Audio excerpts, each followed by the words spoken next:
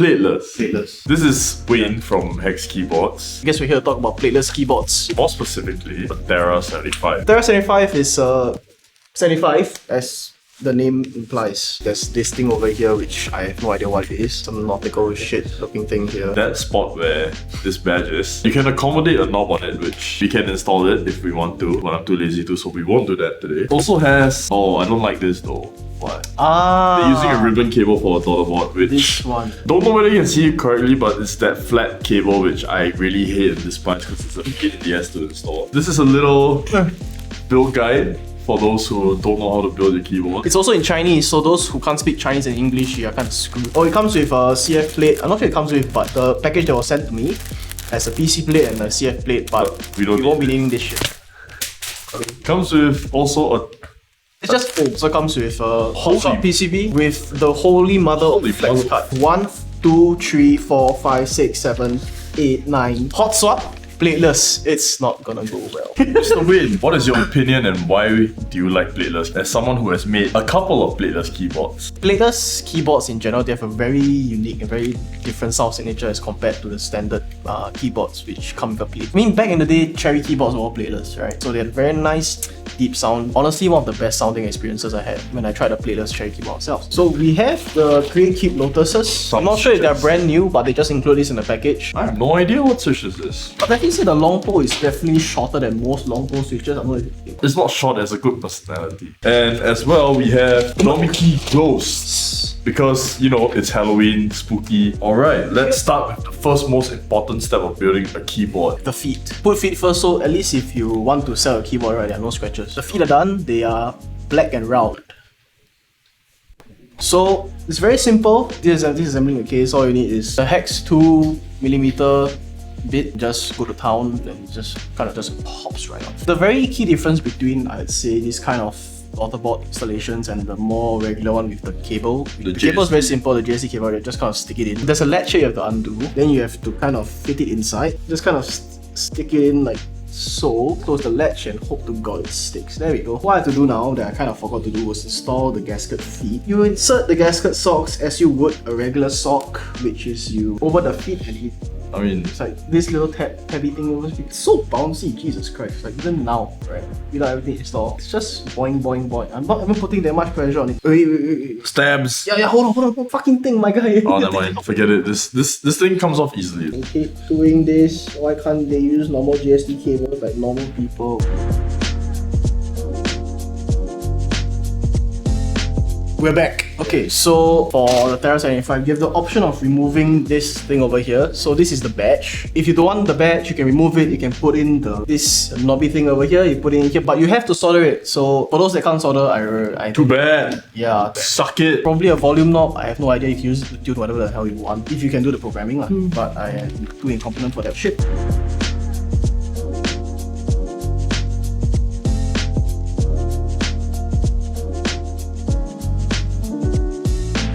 One of them says PN, the other one says FN. FN, yeah, FN function. PN. Okay, so there's a chance. Penis! There's a chance we're gonna have to build this keyboard with the foam installed. Why? Listen to this. Oh, fucking hell. Amazing! We're keeping it this way. It's touching the bottom of it. I don't like flex cards for that reason. It's stupidly overdone for no reason at all. It's a thing that should be explored, but shouldn't really be taken advantage of and taken for granted. Other than the fact that sometimes it touches the bottom, it actually sounds quite...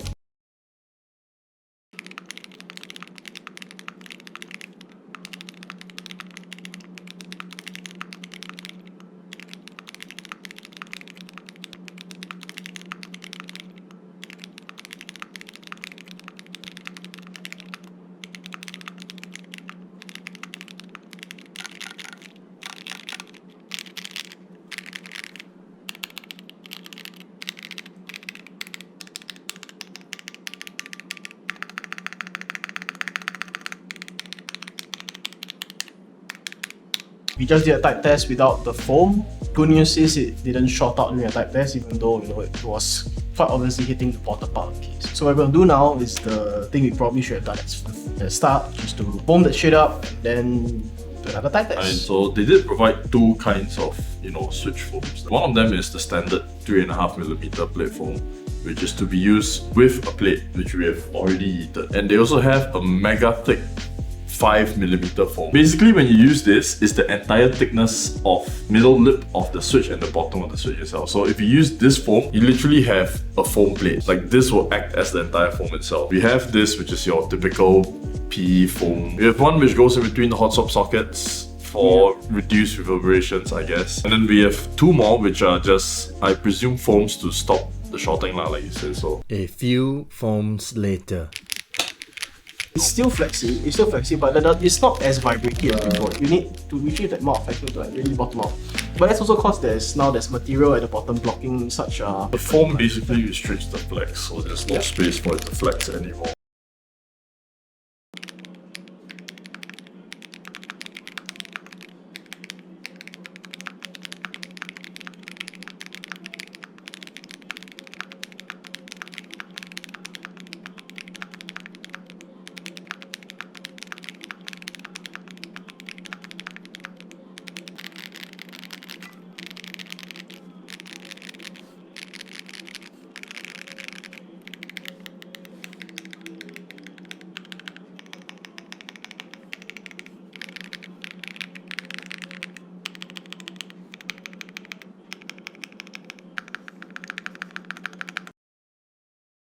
So we have other plateless keyboard here called the X4B, designed by yours truly. The main concern for me is that the flex cuts feel very unnecessary. It's like you throw it in just because, yeah, we want more flex. So yeah, it's nice, but you can achieve a similar effect without like much of a detriment having it flex too much. For someone who, I mean, you designed this and seeing a fellow studio's take on a plateless 75, what's your thoughts on it? There comes an issue as well where, you know, you do a little bit of that and a bunch of things will basically just come out, and we don't like that. Doesn't happen on this keyboard because everything is soldered down. Honestly, plateless hot swap, not a good idea. If you want to do a hot swap keyboard, it's best you have a plate to support the switches. I get that they are trying to cater to more people, make it easier to build, give you many options. The fact is that you have to sacrifice some things to get that kind of versatility, and I think that's not really the way to go, especially with something plateless. Plateless has a formula that already works. Adding more to it takes away from that formula and makes it worse. On the thing of options, yes, the Thera does offer you many different options to customize your personal Thera. So it comes with off-white, the grey, navy, light blue, which doesn't have a Pantone code for some weird reason, silver, and starlight black. And for options, right, you see the weight over here? It is the black matte PVD weight. Then we have the chroma PVD weight, silver mirror, black mirror PVD weight, and the chroma mirror PVD weight, which I'm guessing is going to be the most popular option because haha, shiny. PCB options, we have the soldered PCB, which is good. The hot swap PCB, which I would recommend you pair with a plate. 2 plate options. Carbon fiber, if you can tell, and polycarbonate. Okay, so there are kind of 4 plate options actually. PC plate option that is for plate mount stabilizers, and then there's the PC plate option for PCB mount stabilizers. Then there's the CF option for PCB mount stabilizers and the CF option for plate mount stabilizers. What? Don't ask me why. My honest opinions about this board,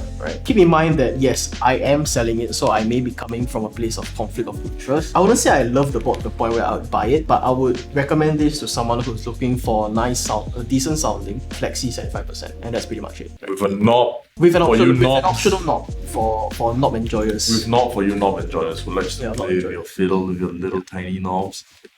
You like that? Bimetal rectangle. So much. If you like foam and plateless and whatever options that you like. Bimetal rectangle. Only at hexkeyboards.com. Do consider slightly different metal rectangle with only a solder option, but with 3 different colors in black, white, and pink. One more thing, the switches actually sound very good stock. Like they don't sound like some high-pitched benchy scream. It sounds relatively clacky, like a deeper sort of clack, not like a super plasticky sort of clack. They give it to us for free, so fuck it, we're using it. Yeah, I mean, give us for free. Thanks, Create Keeps. Hey, thanks, bye. Okay, thanks, bye.